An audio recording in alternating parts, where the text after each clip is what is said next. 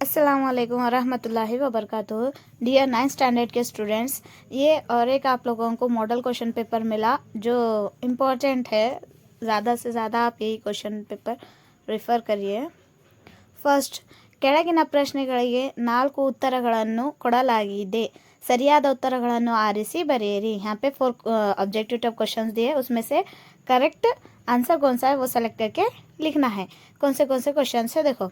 ಪ್ರಶ್ನೆ 1, ಬೇಂದ್ರೆಯವರಿಗೆ ಜ್ಞಾನಪೀಠ ಪ್ರಶಸ್ತಿಯನ್ನು ತಂದುಕೊಟ್ಟ ಕೃತಿ.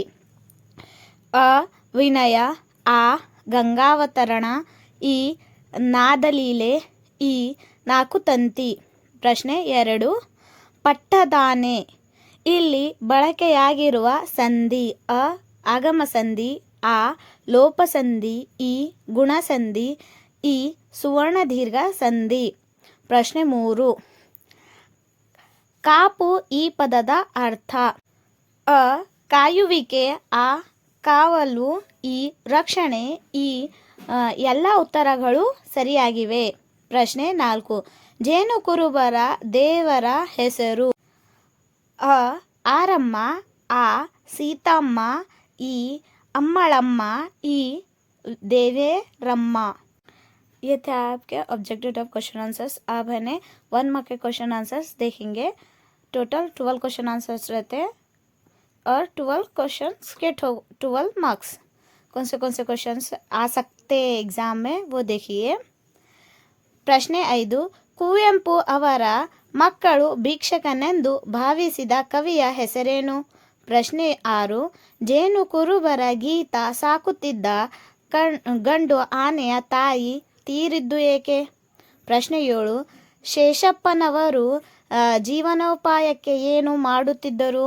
ಪ್ರಶ್ನೆ 8, ಶಬರಿಯು ಯಾರ ನಿರೀಕ್ಷೆಯಲ್ಲಿದ್ದಳು. ಪ್ರಶ್ನೆ 9, ಜೋಲಿಯೊಳಗಿನ ಹಸುಳೆ ಹೇಗೆ ನಗುತ್ತದೆ. ಪ್ರಶ್ನೆ 10, ದೂರದ ಬೆಟ್ಟ ಹೇಗೆ ಕಾಣುತ್ತದೆ. ಪ್ರಶ್ನೆ 11, ರಾಜರತ್ನಂ ಅವರು ಪುಟ್ಟಪ್ಪನವರನ್ನು ಏನೆಂದು ತಮಾಷೆ ಮಾಡಿದರು. ಪ್ರಶ್ನೆ 12, ಅರಳಿಕಟ್ಟೆ ಗದ್ಯ ಭಾಗದ ಆಕಾರ ಗ್ರಂಥ ಯಾವುದು. ಪ್ರಶ್ನೆ 13, ಆನೆ ಮರಿಗೆ ಶಿವ ಅಂತ ಹೆಸರಿಟ್ಟವರು ಯಾರು. ಪ್ರಶ್ನೆ 14, ಕವಿಗೆ ಜಗವು ಸರಿಯಾಗಿ ಯಾವಾಗ ಕಂಡಿತ್ತು.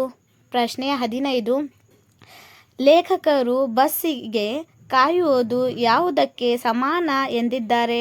ಪ್ರಶ್ನೆ 16, ಕುವೆಂಪು ಅವರ ಮಕ್ಕಳು ಚಿಕ್ಕವರಿರುವಾಗ ಕವಿತೆಗಳನ್ನು ಏನೆಂದು ತಿಳಿದಿದ್ದರು. ये थे आपके 1 मार्क के क्वेश्चन आंसर्स. आप 2-3 मार्क के क्वेश्चन आंसर्स देखेंगे. ಪ್ರಶ್ನೆ 17, ಬಸ್ಸಿನಲ್ಲಿ ಯಾವ ಯಾವ ವಿಷಯಗಳ ಮೇಲೆ ಮಾತುಕತೆ ನಡೆಯುತ್ತವೆ. ಪ್ರಶ್ನೆ 18, ಆನೆ ಲಂಬೋದರ ತೀರಿದಾಗ ಗೀತಾ ಯಾವ ರೀತಿ ದುಃಖಿಸಿದಳು. ಪ್ರಶ್ನೆ 19, ರಾಜರತ್ನಂ ಅವರ ವೇಷಭೂಷಣಗಳು ಹೇಗಿದ್ದವು. ಪ್ರಶ್ನೆ 20, ಶಬರಿಯು ರಾಮನನ್ನು ಹೇಗೆ ಕಾಯುತ್ತಿದ್ದಳು.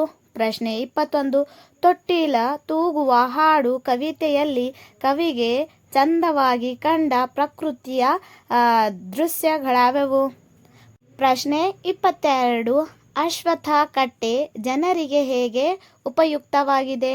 ಪ್ರಶ್ನೆ 23, ಬೆಳಕಂಬ ಬೇಟೆಗಾರ ಬಂದಾಗ ಪ್ರಕೃತಿಯಲ್ಲಿ ಯಾವ ಬದಲಾವಣೆಗಳಾಗುತ್ತವೆ. ಪ್ರಶ್ನೆ 24, ಅಟ್ಟ ಮತ್ತು ಬೆಟ್ಟಗಿರುವ ವ್ಯತ್ಯಾಸಗಳೇನು. ये थे आप लोगों के 2-3 मार्क के क्वेश्चन आंसर्स. अब नेक्स्ट बीट में क्या लिखना है आप लोगों को, कवि परिचय लिखना है. कवि परिचय में मोस्ट इम्पोर्टेंट क्या क्या लिखना है, जन्मस्थल लिखना है, काला लिखना है, कृति लिखना है और बिरुद प्रशस्ति उन्होंने लिखे. सो कौन से बिरुद प्रशस्ति है वो लिखना है. यहाँ पे 3 मार्क्स मिलते हैं. किसका लिखना है देखो, दारा बेंद्रे उनका कवि परिचय लिखना है. नेक्स्ट बीट आप लोगों की क्या रहेंगे, सारांश. पोयम देते, पोयम की समरी लिखना रहता. कौन सी पोयम है देखो. ಪ್ರಶ್ನೆ 26, ಅಜ್ಜ ಅಟ್ಟ ಹತ್ತಬೇಡ ಮರಿ, ಬಿಳಿಸಲೆಂದು ಜಾಳಾಗಿ ಕಟ್ಟಿರುತ್ತಾರೆ ಮಗು. ಹಾಗಾದರೆ ಬೆಟ್ಟ ಹತ್ತುತ್ತೇನೆ ಅಜ್ಜ, ಕಲ್ಲು ಮುಳ್ಳುಗಳನ್ನು ಹಾದು ಮೇಲೆ ಹೋಗುತ್ತೇನೆ, ದೂರದ ಬೆಟ್ಟ ಎಷ್ಟೊಂದು ನುಣುಪು. ये पोयम के समरी लिखना है. नेक्स्ट 6th बिट में क्या लिखना है आप लोगों को, स्ವಂತ ವಾಕ್ಯದಲ್ಲಿ लिखना है. फर्स्ट वन क्या है देखो, प्रश्न 27 नवीलू कनिकर थर्ड चंदा। ये वर्ड्स है, जैसे फर्स्ट वन नवीलू है, नवीलू में क्या लिखना है आप लोगों को सेंटेंस बना के लिखना है। जैसे कि नवील बहुत खूबसूरत रहता, नवील बोले तो मोर को बोलते हैं, मोर बहुत खूबसूरत रहता, मोर बहुत ज़्यादा मतलब अच्छे से डांस कर सकता, ऐसा सेंटेंस बना सकते। नेक्स्ट बीट देखेंगे क्या है, गादे मातु गादे मातु दो है, दो गादे मातु में एक गादे मातु का पूरा एक्सप्लेनेशन लिखना है। फर्स्ट क्या है देखो, प्रश्न 28 कई ಕೆಸರಾದರೆ बाई मसूरू। देखो इसका भी मैं वीडियो ऑलरेडी अपलोड करी सो है, ये बहुत बार बोले सो है, बहुत बार ये क्वेश्चन रिपीट पूछे सो है। अगर आप लोगों को गादे मातु नहीं मिल रहा तो मेरे यूट्यूब चैनल में जाके आप गादे घड़ू में प्लेलिस्ट गादे घड़ू में चेक कर सकते हैं, वहाँ पे आपको गादे मातु मिलता। सेकेंड वन अतिया से गति गेड़ू, ये दोनों में से कोई एक लिखना है, इसके भी आपको 3 मार्क्स मिलते। नेक्स्ट बीट क्या है देखो आप, ಕೆಳಗಿನ ವಾಕ್ಯ ಅಥವಾ ಹೇಳಿಕೆಗಳಿಗೆ ಸಂದರ್ಭ ಮತ್ತು ಸ್ವರಾಸಗಳನ್ನು ಬರೆಯಿರಿ। ಪ್ರಶ್ನೆ 29 ಒಳ ಕಣ್ಣಲ್ಲಿ ಸಾರ್ಥಕದ ಸವಿ ಹುಟ್ಟಿ ಹೊರಗಣ್ಣಲ್ಲಿ ಹರಿಯಿತು ಸದಿಯಾಗಿ। ಪ್ರಶ್ನೆ 30 ಈ ಕೂಸು ನಿಮ್ಮದೇ ಏನ್ರಿ। ಪ್ರಶ್ನೆ 31 ಅಶ್ವತ್ಥ ಬರಿಯ ಮರವಲ್ಲ। ಪ್ರಶ್ನೆ 32 ಎಲ್ಲಕ್ಕಿಂತ ನಿಮ್ಮ ಮನೆಯ ತೊಟ್ಟಿಲಿನ ತೊಲೆದು ಚಂದ। ಪ್ರಶ್ನೆ 33 ಏನ್ರಪ್ಪ ಒಳಗೆ ಬರಬಹುದೇ ಮುಂದೆ ಹೋಗಬೇಕು। ये थे आपके संदर्भ। नेक्स्ट आप लोगों को पोयम देखो क्या है। प्रश्न 34 नीचे इಳಿದ डैश तुतुंबी कुड़ियबेकु। ये पोयम लिख सकते या फिर और एक पोयम है ಏಳು ಚಿನ್ನ डैश ಬೆಳಕು ಬೇಟೆಗಾರ। ये दोनों पोयम में से कोई एक पोयम आप लिख सकते हैं, इसके भी 4 मार्क्स है आपको। नेक्स्ट बीट क्या है देखिए, 8-10 ವಾಕ್ಯಗಳಲ್ಲಿ ಉತ್ತರಿಸಿರಿ। 8 ಮಾರ್ಕ್ ಕ್ವೆಶ್ಚನ್ ಆನ್ಸರ್ಸ್ है। ಪ್ರಶ್ನೆ 35 ಸುಖ ದುಃಖಗಳನ್ನು ಸಂಗ್ರಹಿಸಿ ಬರೆಯಿರಿ ಅಥವಾ ಅತ್ತ ಹತ್ತ ಬೇಡ होना यहाँ पे बेटा हुआ सो है ಬೇಡ।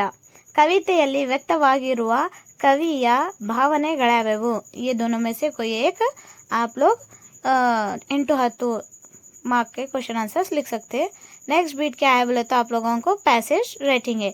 क्या है पैसेज रेटिंग देखो, ಪ್ರತಿಯೊಂದು ಮಗುವು ಹುಟ್ಟುತ್ತಲೇ ಅಲ್ಪ ಮಾನವನಾಗಿ ಮಾಡುತ್ತವೆ ಮತ್ತೆ ಅವನನ್ನು ವಿಶ್ವ ಮಾನವ ನನಗಾಗಿ ಮಾಡುವುದೇ ವಿಧೇಯ ಕರ್ತವ್ಯವಾಗಬೇಕು।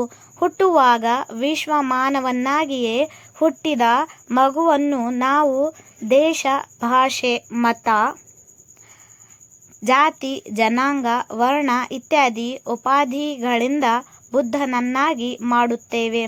ಇವೆಲ್ಲವುಗಳಿಂದ ಪಾರಾಗಿ ಅವನನ್ನು ಬುದ್ಧನನ್ನಾಗಿ ಆದರೆ ವಿಶ್ವ ಮಾನವನ್ನಾಗಿ ಪರಿವರ್ತಿಸುವುದೇ ನಮ್ಮ ವಿದ್ಯೆ ಸಂಸ್ಕೃತಿ ನಾಗರಿಕತೆ ಎಲ್ಲದರ ಆದ್ಯ ಕರ್ತವ್ಯವಾಗಬೇಕು। ಮನುಜ ಮತ ವಿಶ್ವಪಂಥ ಸರ್ವೋದಯ ಸಮನ್ವಯ पूर्ण दृष्टि ಈ पंचमंत्र ಇನ್ನು ಮುಂದಿನ दृष्टियागಬೇಕಾಗಿದೆ।